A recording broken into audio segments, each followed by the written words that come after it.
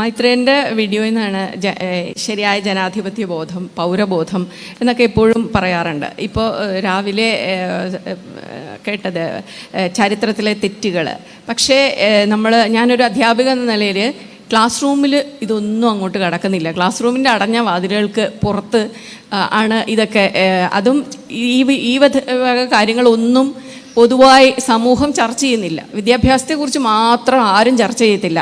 ഇപ്പോഴത്തെ തലമുറ മോശമാണെന്ന് പറയും, മയക്കുമരുന്നിന് അടിമകളാണെന്ന് പറയും, ഏറ്റവും വൃത്തികെട്ട തലമുറയാണെന്ന് പറയും, അധ്യാപകർ എന്തിനാണ് ശമ്പളം മേടിക്കുന്നതെന്ന് പറയും. അതെല്ലാം ചർച്ച ചെയ്യുന്നുണ്ട്. പക്ഷേ വിദ്യാഭ്യാസത്തിന് കുട്ടികൾ എന്ത് പഠിക്കുന്നു എന്ന് മാത്രം പറയുന്നില്ല. അപ്പോൾ അതിന് വ്യക്തമായ ചില ആശയങ്ങൾ മൈത്രേയ മുന്നോട്ട് വയ്ക്കുന്നതായിട്ട് ഈ അടുത്ത സമയത്തൊരു വീഡിയോയിൽ ഞാൻ കണ്ടു. പക്ഷേ ഈ പൂച്ചയ്ക്ക് ആര് മണി കെട്ടും?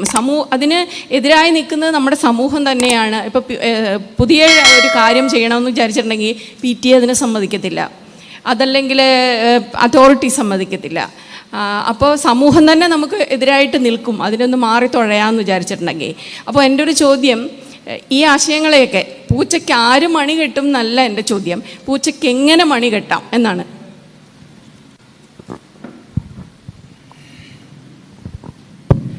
ഇതിന് ശരിക്കും ഞാൻ ഉത്തരം പറയാനിരുന്ന ഇനി ഒരു അരമണിക്കൂർ പറയേണ്ടി വരും മിനിമം. ഞാൻ എത്ര ചെറുതാക്കി പറയാം. നമ്മുടെ നാട്ടിനകത്ത് വിദ്യാഭ്യാസം എന്ന് പറഞ്ഞ് വന്നത് ബ്രിട്ടീഷുകാരുണ്ടാക്കിയതാണ്. അത്രയും നമ്മൾ അറിയണം. ഇതിനപ്പുറത്തോട്ട് പറയേണ്ടതുണ്ട്, ഞാൻ അവിടോട്ട് പോകുന്നില്ല. ഒരു സ്ഥലത്തു നിന്ന് ആരംഭിക്കുക. ബ്രിട്ടീഷുകാരുണ്ടാക്കിയ സ്കൂള് പണ്ട് കാലത്ത് ഇവിടെ നളന്തയുണ്ട്, തക്ഷശിലയുണ്ട് എന്നൊക്കെ പറയുന്ന തരത്തിലൊക്കെ അതൊക്കെ പ്രജകളെ ഉണ്ടാക്കുന്ന സ്ഥലങ്ങളാണ്. ആ സ്ഥലത്ത് നിന്ന് ആദ്യമായിട്ട് വിദ്യാഭ്യാസം എന്ന് പറയുന്നത് എല്ലാവർക്കും അർഹതപ്പെട്ടതാണെന്ന് പറയുന്ന നിലവാരത്തിൽ ഉണ്ടാക്കാൻ ശ്രമിച്ചത് ബ്രിട്ടീഷുകാരാണ്. പക്ഷെ ബ്രിട്ടീഷുകാരുടെ ആവശ്യം എന്ന് പറയുന്നത് പൗരരെ ഉണ്ടാക്കാനല്ല, ജോലിക്കാരെ ആയിരുന്നു. കൂലിക്കാരെ, ഗുമസ്തരെ, ഉദ്യോഗസ്ഥരെ, അവരെ ഉണ്ടാക്കാനാണ് അവർ വിദ്യാഭ്യാസം ആരംഭിച്ചത്. ആ വിദ്യാഭ്യാസം ആരംഭിക്കുമ്പോൾ ഭരണത്തിൽ പങ്കാളിയാകാൻ എല്ലാ വിഭാഗവും അവരോടൊപ്പം സ്കൂളുകൾ ആരംഭിച്ചു. പക്ഷെ അതിനകത്ത് ഒരു ഏറ്റവും അടിസ്ഥാനപരമായ ഒരു ക്ലോസ് ഉണ്ട്: രാഷ്ട്രീയം പാടില്ല. സ്കൂളിൽ രാഷ്ട്രീയം പാടില്ല.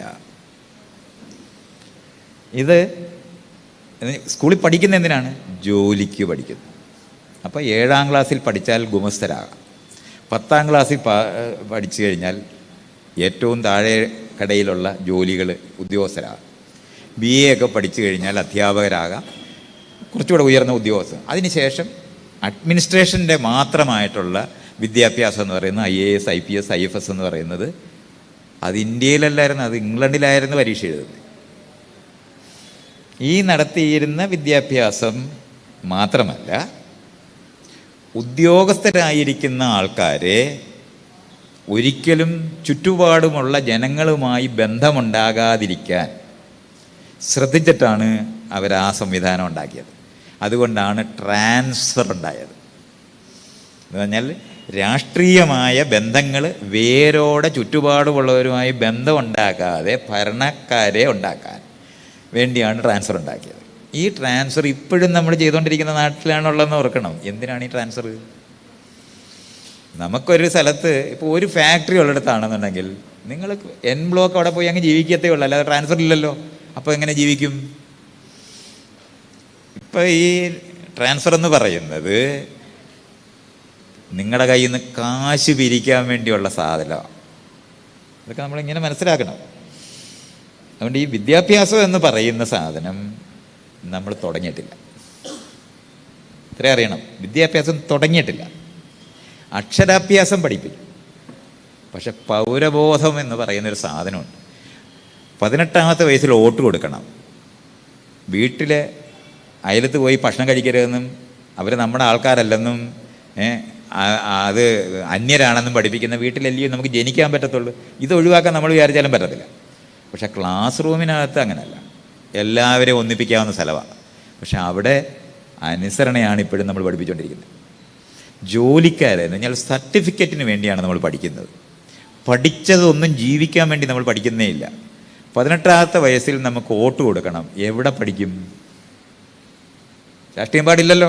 നിങ്ങൾക്ക് ആ കാര്യത്തിൽ സംശയമൊന്നുമില്ലല്ലോ. പിള്ളേരാരെങ്കിലും രാഷ്ട്രീയക്കാരായി മാറുന്നത് തെറ്റാണെന്ന് അറിയുന്നവരാണ് ഇവിടെ ഇരിക്കുന്നവരെല്ലാം എന്ന് എനിക്കറിയാം. അല്ലെന്നൊക്കെ നിങ്ങൾ വേണമെങ്കിൽ വല്ല സിദ്ധാന്തമൊക്കെ ചർച്ച ചെയ്തിട്ടുള്ള എല്ലാവർക്കും അറിയാമായിരിക്കും എന്നുള്ളതല്ലാതെ ബാക്കി എല്ലാവർക്കും അറിയാം സ്കൂളിൽ പഠിക്കാനാവുണ്ട്. എന്തോ ഈ പഠിക്കുന്നേ? ജോലിക്കാരാകാനാണ് ഈ പഠിക്കുന്നേ. ഇതുകൊണ്ടാണ് കള്ള സർട്ടിഫിക്കറ്റ് മോദി മേടിക്കുന്നിടത്ത് എത്തുന്നത്. കാരണം സർട്ടിഫിക്കറ്റിനായി പഠിക്കുന്നേ, അറിയാനല്ലെന്ന് നമ്മൾ അറിയണം. കള്ള സർട്ടിഫിക്കറ്റ് മേടിച്ചാൽ, എങ്ങനെങ്കിലും ഒരു സർട്ടിഫിക്കറ്റ് മേടിച്ചാൽ പറ്റും. എന്നിട്ടോ 18-25 വർഷമാണ് ഈ ക്ലാസ്സുകളും സ്കൂളുകളിനകത്തും ഈ കോളേജിലും നമ്മൾ ചെലവഴിച്ചാൽ ജീവിതത്തിൽ എന്ത് ചെയ്യണമെന്ന് അറിഞ്ഞുകൂടാത്തവരായി മാറും. ആരെങ്കിലും വിളിച്ച് ജോലി തരുന്നതിന് 6 മാസത്തെ ട്രെയിനിങ് കൊടുക്കുമ്പോഴാണ് ആ ജോലി ചെയ്യാൻ പഠിക്കുന്നത്. അല്ലാതെ ഈ സ്കൂളിൽ പഠിച്ച ഒരു സാധനവും നിങ്ങൾക്കാർക്കും, നിങ്ങൾ അധ്യാപികയല്ലേ, പക്ഷെ നിങ്ങൾ 10ാം ക്ലാസ്സിൽ പഠിച്ച എന്താണെന്ന് ചോദിച്ചാൽ ഇപ്പോൾ പഠിപ്പിച്ചുകൊണ്ടിരിക്കുകയാണെങ്കിൽ അറിയാം, അല്ലെങ്കിൽ ഒരു കുന്തവും അറിയത്തില്ല. കാരണം ഇതൊന്നും ആവശ്യമുള്ളതല്ല. നമ്മളെ വെറുതെ അവിടെ ഇരുത്തിയിരിക്കുകയാണ്. എന്തിനാണ്? കുഞ്ഞുങ്ങൾ ഓടി നടക്കുന്ന കുഞ്ഞുങ്ങളാണ്. അവരെ അനുസരണ പഠിപ്പിക്കാൻ ഇരുത്തുന്ന സ്ഥലമാണ് ഈ സ്കൂള്. അമ്പലവും പള്ളിയിലും നമസ്കരിക്കാനും നിസ്കരിക്കാനും പഠിപ്പിക്കുന്നത് പോലെ അനുസരണ പഠിപ്പിക്കുന്ന ഒരു സ്ഥലം മാത്രമാണ് നമ്മുടെ ക്ലാസ് റൂം. വിദ്യാഭ്യാസം ആരംഭിച്ചിട്ടില്ല. ഇന്ത്യക്ക് സ്വാതന്ത്ര്യം കിട്ടിയത് കാര്യം അറിഞ്ഞ ആരെങ്കിലും ഉണ്ടെന്ന് നിങ്ങൾ വിചാരിക്കുന്നുണ്ടോ? 1950 കോൺസ്റ്റിറ്റ്യൂഷൻ ഉണ്ടായ ജനുവരി 26. അപ്പോൾ 27-ാം തീയതി എന്തായാലും പൗരരുണ്ടായല്ലോ. ഇത് ഏതെങ്കിലും പോലീസ് സ്റ്റേഷനുള്ളവർ അറിഞ്ഞിട്ടുണ്ടോ? വില്ലേജ് ഓഫീസിലിരുന്നവർ അറിഞ്ഞിട്ടുണ്ടോ? കോടതിയിലിരുന്നവർ അറിഞ്ഞിട്ടുണ്ടോ? ഏതെങ്കിലും ഓഫീസിനകത്ത് സെക്രട്ടേറിയറ്റിലിരുന്നവർ അറിഞ്ഞിട്ടുണ്ടോ ഈ വന്നിരിക്കുന്ന ആൾ പ്രജയല്ല പൗരനാണെന്ന്? ഇതുവരെ നമ്മൾ അറിഞ്ഞിട്ടില്ല. ഇന്ത്യക്ക് സ്വാതന്ത്ര്യം കിട്ടിയാലും അറിഞ്ഞിട്ടില്ലാത്തവരാണ് ഈ ഇരിക്കുന്നവർ മുഴുവൻ. ഇതറിയണമെങ്കിൽ പൗരരാക്കേണ്ടതുണ്ട്. ഇത് ക്ലാസ് റൂമിൽ പഠിപ്പിക്കേണ്ടതുണ്ട്. ഞാൻ എന്തിനാണ് ഈ ഇറങ്ങി ഇതേ ഇവിടെ ഇരിക്കുന്നത്? ഇത്രയും അടുത്തിരുന്ന് ഇതുപോലൊരു ക്ലാസ് റൂം ഉണ്ടാക്കിയെടുക്കാൻ ഇതുവരെ നമ്മൾ ആലോചിച്ചിട്ടില്ല. ജാതി സമൂഹത്തിനകത്താണ് ഈ ക്ലാസ് റൂം ആരംഭിച്ചത്. അതുകൊണ്ടാണ് ഫ്രണ്ട് ബെഞ്ചും ബാക്ക് ബെഞ്ചും ഇട്ടത്. അല്ലാതെ പഠിക്കാൻ കഴിവുള്ളവരും പഠിക്കാൻ കഴിവില്ലാത്തവരും ഇരിക്കുന്ന സ്ഥലമല്ലത്. അത് പിന്നത്തെ വ്യാഖ്യാനമാണ്. മുൻജാതിക്കാരെ മുന്നിലും പിൻജാതിക്കാരെ പുറയും. പിൻജാതിക്കാർ പഠിക്കത്തില്ലെന്നും കൂടെ അറിയാവുന്നതുകൊണ്ടാണ് പഠിക്കാത്തവരായത്. ഇങ്ങനെ ഉള്ള ആ ക്ലാസ് റൂമിനകത്തുനിന്ന് നിങ്ങൾ എന്ത് കുന്തം പഠിപ്പിക്കുന്ന കാര്യമാണ് നിങ്ങൾ ഈ പറഞ്ഞുകൊണ്ടിരിക്കുന്നത്? വിദ്യാഭ്യാസം ആരംഭിക്കേണ്ടതുണ്ട്. സ്വാതന്ത്ര്യം കിട്ടിയ കാര്യം അറിയേണ്ടതുണ്ട്. ജനാധിപത്യത്തിനകത്ത് of the people, by the people, for the people എന്നുണ്ടെങ്കിൽ നമ്മൾ രാഷ്ട്രീയക്കാരാണ്. അല്ലാതെ രാഷ്ട്രീയക്കാർ എവിടുന്നോ ചന്ദ്രനിൽ നിന്ന് വന്നതാണെന്നുള്ള ലൈനിലാണ് നമ്മുടെ പെരുമാറ്റം. അവനവൻ്റെ വീട്ടിൽ നിന്നുണ്ടായത് മാത്രമേ ഉള്ളൂ. ഈ ഇരിക്കുന്ന സിസ്റ്റം അഴിച്ചു പണിയാതെ ഇത് മനസ്സിലാകത്തില്ല. അതുകൊണ്ട് ക്ലാസ് റൂമാണ് ഏറ്റവും ഭീകരമായിട്ടുള്ളത്. അമ്പലവും പള്ളിയും ഉപേക്ഷിച്ച് ടൂറിസ്റ്റ് കേന്ദ്രമാക്കണമെന്ന് ഞാൻ പറയും. അതുപോലത്തെ ടൂറിസ്റ്റ് കേന്ദ്രമാക്കാവുന്നതാണ് നമ്മുടെ സ്കൂളല്ല. ഇങ്ങനത്തെ ക്ലാസ് റൂമൊന്നും ആവശ്യമേ ഇല്ല. ഒന്നുമില്ല, വൃത്തത്തിലിരിക്കാനായിട്ട് തുല്യമായി ഇരിക്കാൻ പറ്റുന്ന ഒരു ക്ലാസ് റൂം ആരംഭിക്കാനായിട്ട് ഇതുവരെ കഴിഞ്ഞിട്ടില്ലാത്ത നാട്ടിലിരുന്നുകൊണ്ട് എന്ത് വിദ്യാഭ്യാസത്തിനെ പറ്റി നമ്മൾ പറഞ്ഞുകൊണ്ടിരിക്കുന്നത്? പഠിച്ച ഒരു സാധനം പോലും ജീവിക്കാൻ അറിഞ്ഞുകൂടാത്തവരാണ്. കാരണം അത് പഠിച്ചിട്ടില്ല. പരീക്ഷയ്ക്ക് വരുന്ന ചോദ്യത്തിന് ഉത്തരം പഠിക്കുന്നവരാണ് നമ്മൾ. പരീക്ഷ കഴിഞ്ഞാൽ അത് മറക്കുന്നവരാണ് നമ്മൾ. നമ്മൾ ജീവിക്കുന്നത് വീട്ടിൽ അമ്മയും അച്ഛനും പഠിപ്പിക്കുന്ന ജാതിയും മതവുമാണ്. സ്കൂളിൽ പോയി പഠിക്കുന്ന ഏക സാധനം സ്ത്രീയും പുരുഷനുമാകുന്ന ലിംഗവിവേചനമാണ് ആകെ പഠിക്കുന്നത്. പുതിയതായി പഠിക്കുന്ന ഒറ്റ സാധനമേ ഉള്ളൂ. ജാതിയും മതവും എന്നുള്ള വിവേചനം വീട്ടിൽ നിന്ന് പഠിക്കും. പിന്നൊരു വിവേചനം പഠിക്കുന്നതാണ് ആണും പെണ്ണും ആകുക എന്ന് പറഞ്ഞാൽ. സ്കൂളിലോട്ട് വിട്ടാൽ മതി, അതുവരെ കുട്ടികളാണ്. സ്കൂളിലോട്ട് കയറി കഴിഞ്ഞ ഉടനെ ചെറുക്കനും പെണ്ണും ആകും. എല്ലാ കുട്ടികളോടും ചോദിച്ചാൽ മതി. ഈ 3 വിവേചനം പഠിച്ച ആൾക്കാരെ കൊണ്ട് വേണം ഇനി പൗരന്മാരാക്കാൻ. എന്നിട്ടാണ് ഈ കല്യാണം കഴിച്ചിട്ട് ആദ്യത്തെ ദിവസം എന്തൊരു പ്രണയമായ ബന്ധമാണ്. ഇതെല്ലാം നമ്മൾ പറയുന്നത് മനസ്സിലാക്കാൻ ഇത് അഴിക്കേണ്ടതുണ്ട്. ഈ അഴിക്കുക എന്ന് പറയുന്നത്, നിങ്ങൾ അധ്യാപികയാണല്ലോ, നിങ്ങൾ അധ്യാപക സംഘടന ഇത് അഴിക്കണമെന്ന് പറയണണ്ടേ? അതിനാണ് സംഘടന നമ്മൾ ഉണ്ടാക്കിയിട്ടുള്ളത്.